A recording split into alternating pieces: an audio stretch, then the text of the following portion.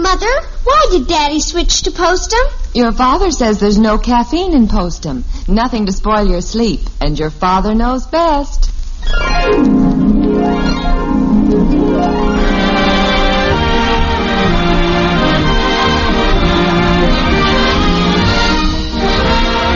Yes, it's Father Knows Best, transcribed in Hollywood, starring Robert Young as Father. A half-hour visit with your neighbors, the Andersons, brought to you by Instant Postum, the good-tasting drink that's entirely caffeine-free, and by Post 40% Bran Flakes, America's largest-selling Bran Flakes.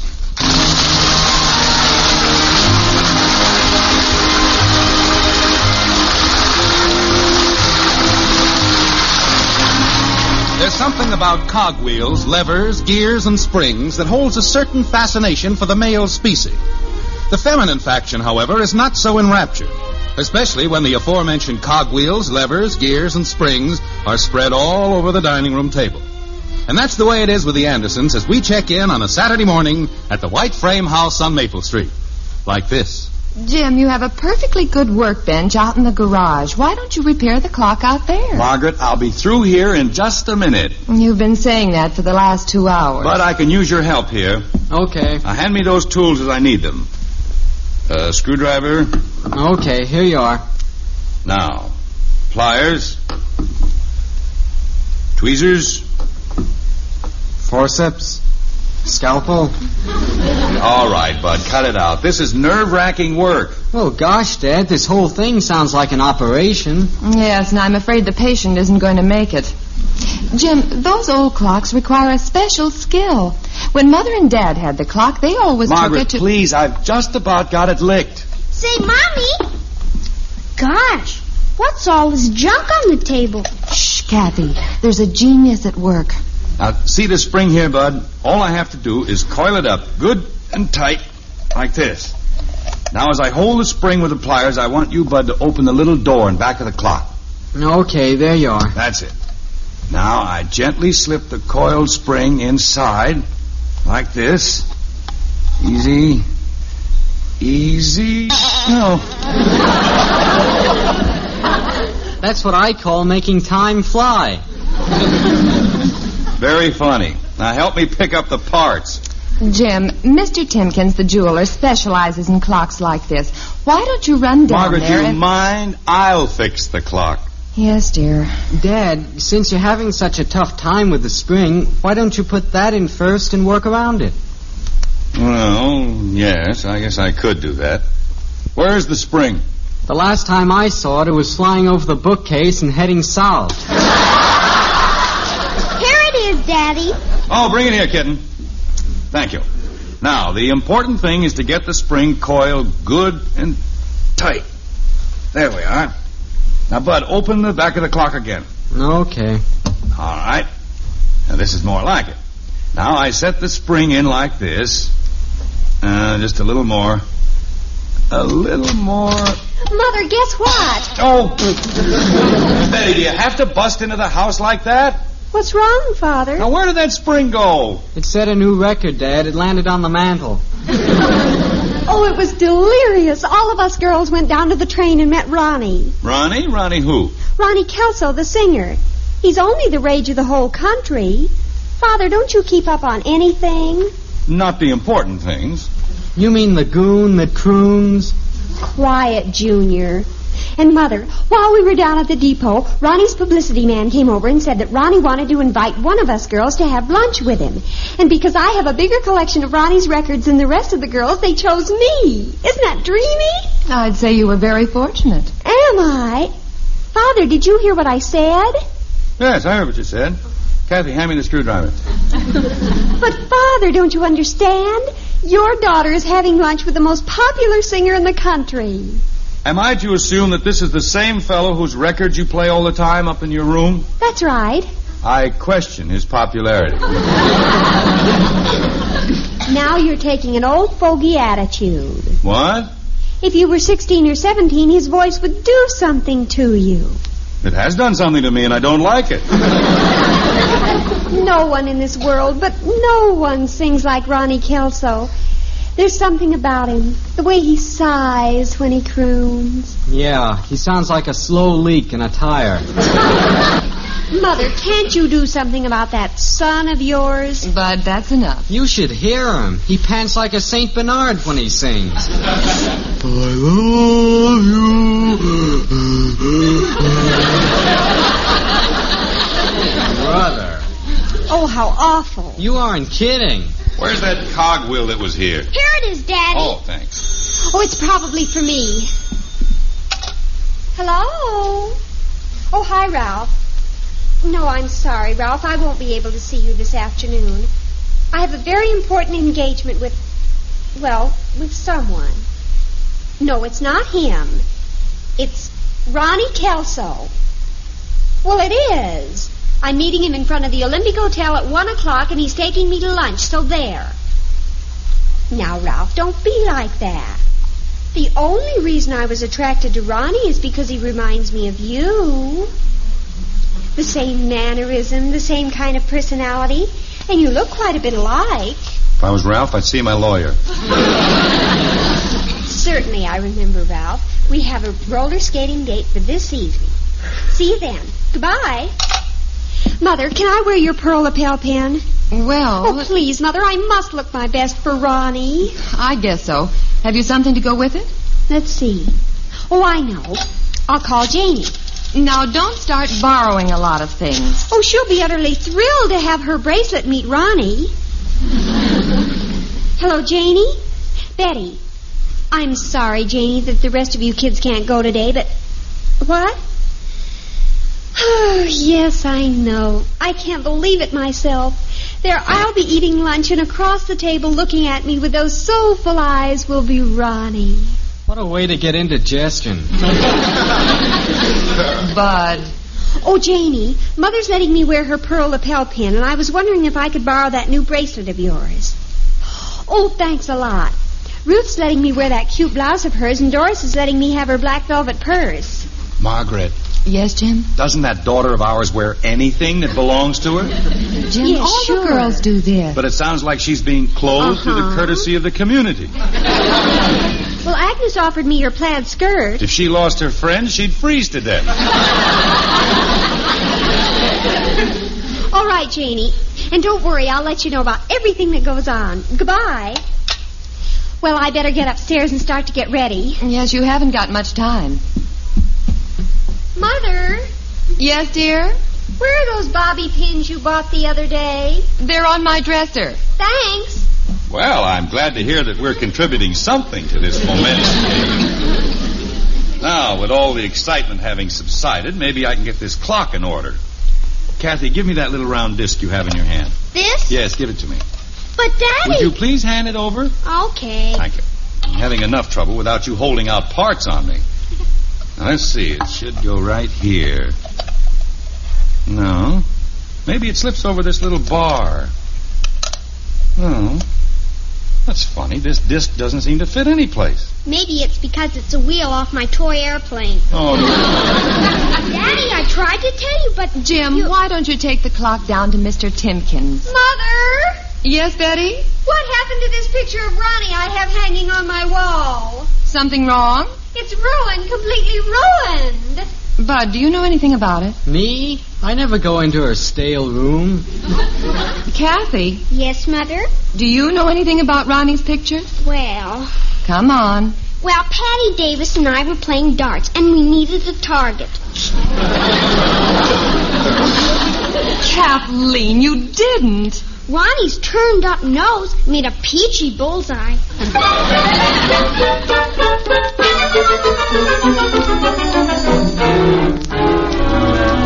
Jim, I wonder what's keeping Betty. Don't worry. She'll be home as soon as she gets fed up with lover boy Kelso. Shouldn't take long. Margaret, can I borrow your nail file? My nail file? I think you'll find it in the... Jim, you aren't back to fooling with that clock again.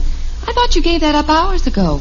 I did. But as I was getting ready to take it down to the jeweler's, I happened to notice something. See this notch on this lever here? Yeah? Well, that's where the spring is supposed to be anchored, and it'll keep it from flying out. Uh-huh. Margaret, you seem to doubt me. No. But I wouldn't start repairing it until I put on Bud's catcher's mask. You're getting worse than the kids. Look, I've got the spring all coiled up, and I just set it in place like that. See there? Perfect.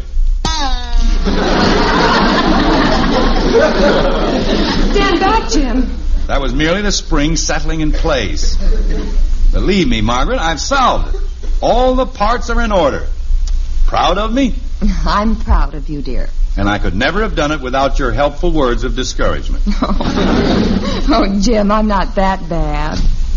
Ah, here comes our illustrious daughter now. How did you make out, Betty? Please, Father, it's not Betty. From now on, it's Bet. Bet? That's what Ronnie calls me. Oh, so that's it. As Ronnie said, a girl of my sophistication and cosmopolitan qualities should only be known as Bet.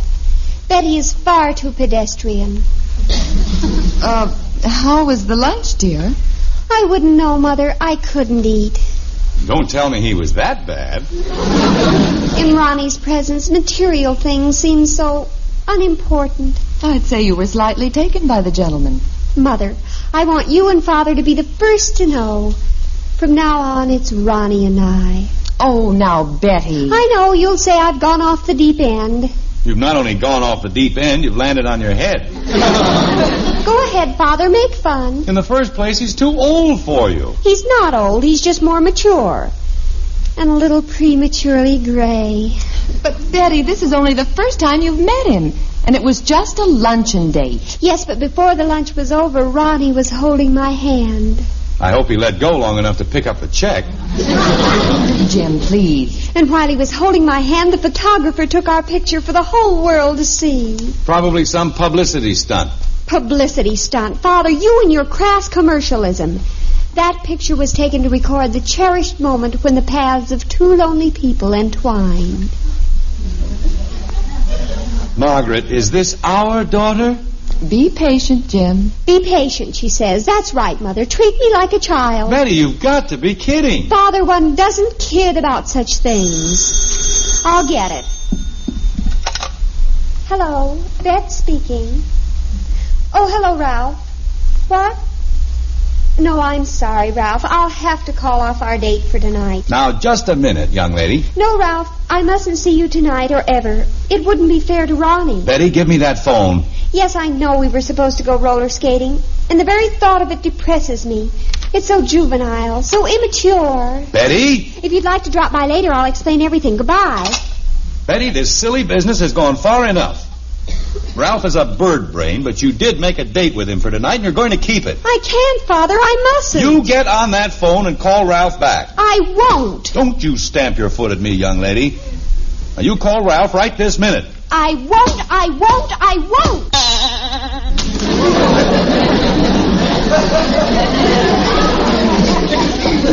Oh, fine.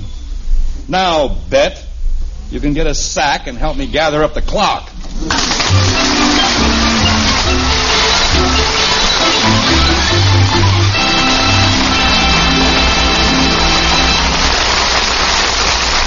Looks like Jim's clock was really fixed this time. But speaking of clocks, how about time out for Ed Prentice? He has some mighty good advice for you, especially if you haven't been in tick-tock condition lately. Ed? Say, friend, how have you been feeling these days? Have you been sort of jittery, on edge? Well, it could be the caffeine in your coffee or tea that's been bothering you, stealing your sleep and making you nervous. I know, because caffeine bothered me plenty until I switched to Postum. Good old instant Postum. Why don't you make the switch yourself? Believe you me, Postum really works. It ought to. It's absolutely caffeine-free. Contains no caffeine. None whatsoever. So you see, instant Postum is a good hot drink you can enjoy anytime without risking coffee nerves, without losing your sleep. Now, of course, caffeine doesn't bother everybody. Lots of folks can handle it okay. But if it troubles you, just make that simple, easy switch to Postum. Try Postum for 30 days. Why not? See if you're not sleeping better, looking and feeling better, too. Thanks to instant Postum. Oh, and say, the kids will like Postum, too. And, of course, you can give them Postum often because there's nothing in Postum to harm them. Yes, sir, Postum's the drink for the whole family. Get a jar tomorrow.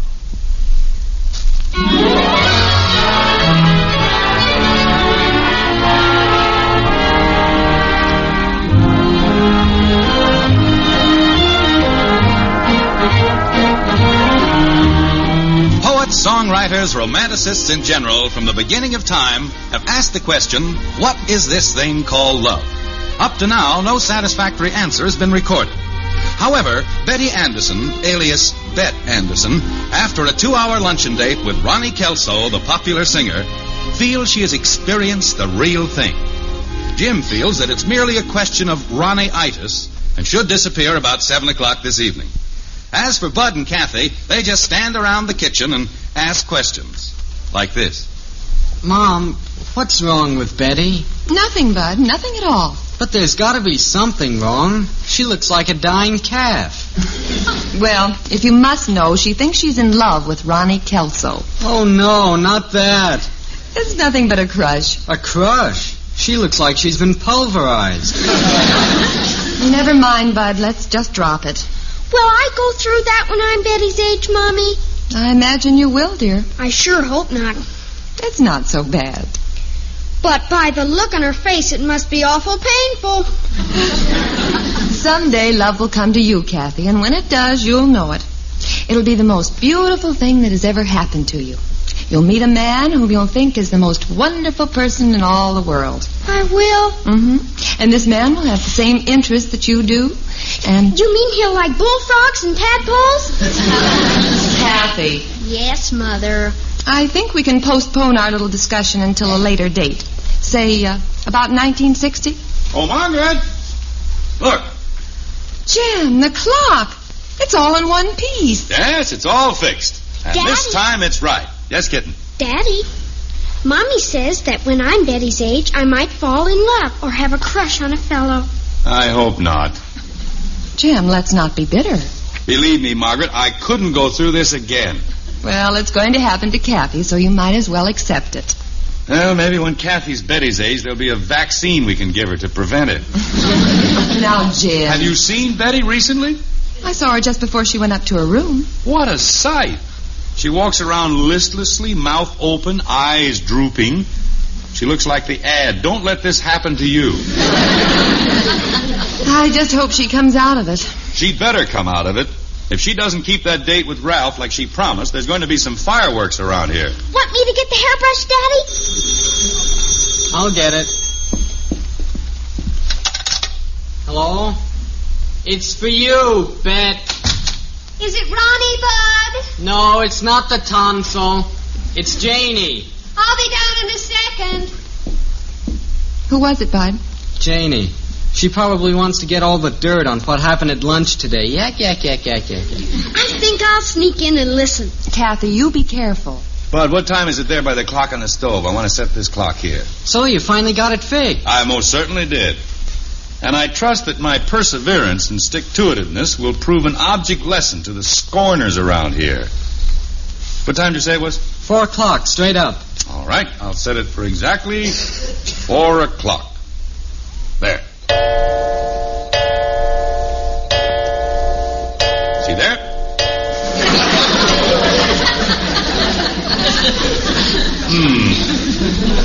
Bud, get me the screwdriver off the dining room table. Jim, don't you dare take that clock apart again. But, Margret... I'll settle for adding on a couple of bongs every time the clock strikes. At midnight, it'll be 14 o'clock. Maybe I wound it a little more. It isn't ticking, Jim. All right, you win. I'll take it over to the jeweler's Monday on my way to work. Daddy, guess what? Betty is going to Cincinnati. Now, kitten, you're making that up. No, really. I just heard her tell Janie on the phone she's going next Saturday. It's something about Ronnie. Margret, I detest eavesdropping, but this should be very enlightening. Very enlightening. You kids stay here. Be quiet now. Yes. Oh, you're right, Janie. No, of course. Uh-huh. No. Very enlightening, eh, Jim? Quiet, Margaret. Well, you see, Janie, my plans are to... Listen now, Margaret. Uh-huh. Of course. Yes.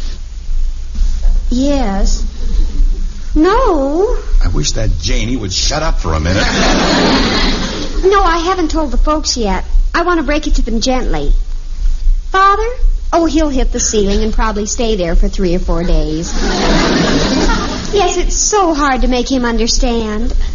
Of course, when you get up in years like that. Margaret, I'm going to... Jim, just a minute. All right, Janie, keep your fingers crossed for me. Bye. Margaret, walk in as if nothing is wrong. Hi, Bet. Oh, hello, Father. What's new?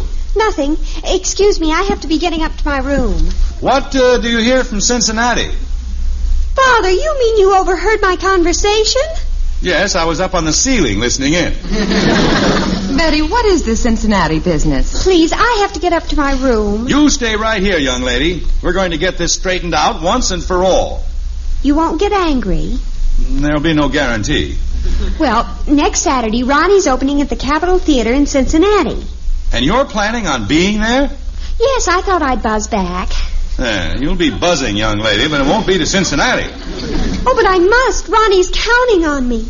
He gave me a ticket to the theater, and my presence will mean so much to his performance. You aren't going, and that's final. But, Father... The discussion is over. I'm sorry, Father, but...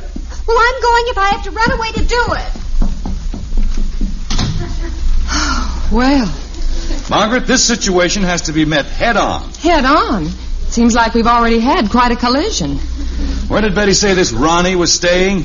At the Olympic Hotel. But, Jim, you wouldn't. I wouldn't? Nobody's going to lead my daughter on like this. But, Jim, he's a celebrity. I doubt if you could get in to see him. I'll get in to see him. Don't worry. Where's my hat? Over there on the table. But, Jim, please don't lose your head. Relax, Margaret. I know what I'm doing. I'll see you in a little while. Jim, you can't go downtown in your bedroom slippers. Oh? Well, where are my shoes? Under the chair there. Yeah, I got them. I'm going to set this pipsqueak right if it's the last thing I do. But, Jim, I don't like it when you get all steamed up like this and go off on a tangent. Margaret, don't worry about me. I tell you, I know what I'm doing. See you later. Oh, Jim. Yes? You've got your shoes on the wrong feet.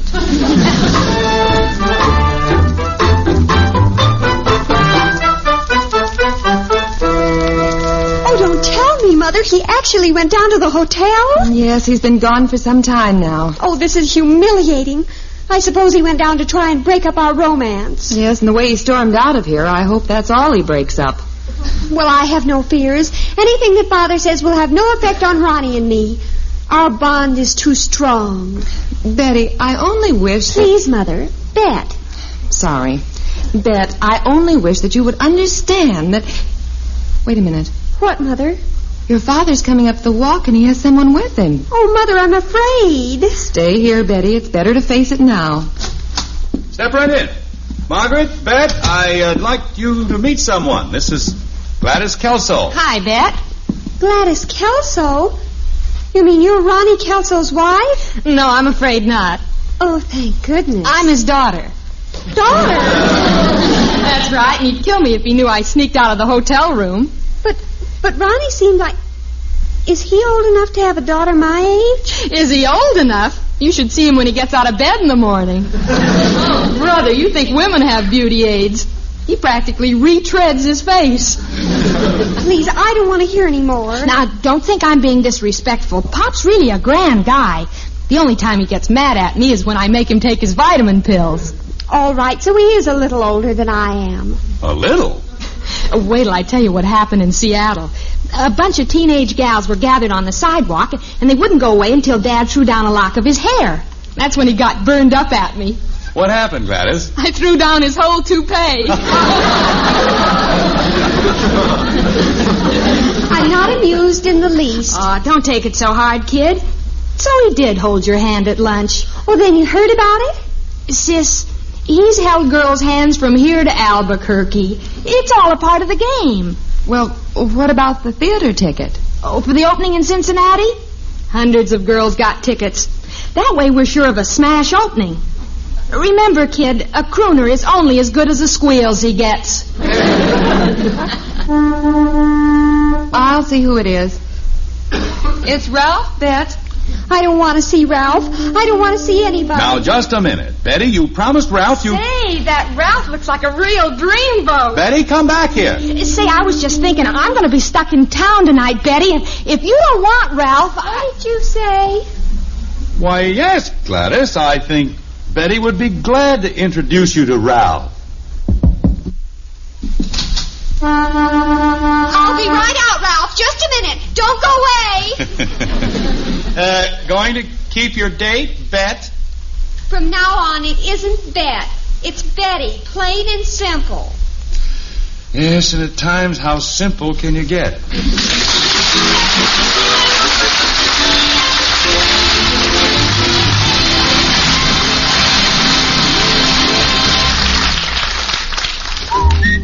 For goodness sake, eat Post Bran Flakes. So good and so good for you. You know, that little melody reminds me that life is swell when you keep well. And I hope it makes you think of the new Post 40% Bran Flakes. Because as it says, they're good. And so good for you. I mean that. Because something wonderful has happened to Bran. The new Post 40% Bran Flakes have a delicious new flavor, a magic oven flavor that many people like better than any other cereal. Yet they still give you the important keep regular benefits that only a Bran cereal can offer. So tomorrow or Saturday, when you go shopping, take home new Post 40% Bran Flakes, America's largest selling Bran Flakes.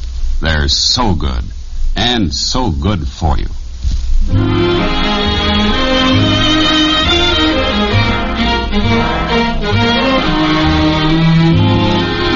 It's later in the evening at the White Frame House on Maple Street. And at the moment, it appears that a state of normalcy is set in. Betty is out on her date with Ralph, Bud is at the show, and Margaret and Jim are relaxing in the front room. The only thing to upset the calm is Kathy, who is trying to amuse herself with her toy airplane. Like this. Daddy, what's this 3-point landing? Kathy, be careful with that airplane in here. Oh, Jim, these are precious. What are you looking at? I was just thumbing through this old album. Look at these pictures, would you? Let's see. Say they are a riot. Who's this fella here with his mouth open and his eyes drooping and an expression like a dying calf? That's a picture of you on the day you met me. Here she goes again. Watch her take off. Kathy, I told you not to fly that airplane in here. Whee! Let her go! Kathy, that plane will crash into something as sure as... See there, it hit the clock. Kathy, if I've told you once, I've told you... Jim, listen. Well, what do you know? It's running.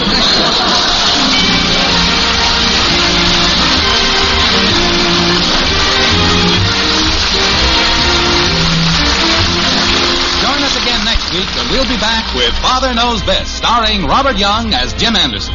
Until then, good night and good luck from the makers of Post 40% Bran Flakes, America's largest selling Bran Flakes, and Instant Postum, the drink that's entirely caffeine-free. In our cast were Ted Donaldson as Bud, Jean Vander Pyl, Rhoda Williams, Helen Strom, and Mary Lee Robb. It comes in a red, white, and blue box. What is it? Hot Post Wheatmeal. It has the picture of Roy Rogers on the package. What is it? Hot Post Wheatmeal. It's packed full of whole wheat nourishment. What is it? Hot Post Wheatmeal. It has a rich, delicious, nut-like flavor. What is it? Hot Post Wheatmeal. Cooks in just 3 minutes. Another member of the famous Post family. What is it? Hot Post Wheatmeal. It's the best hot cereal you ever ate. Hot Post Wheatmeal.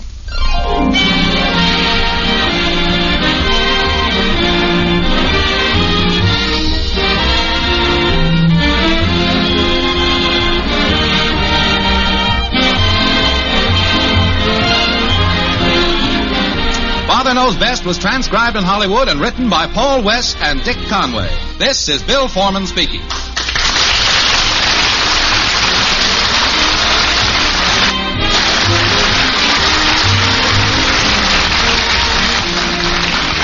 Tonight, play Truth or Consequences on NBC.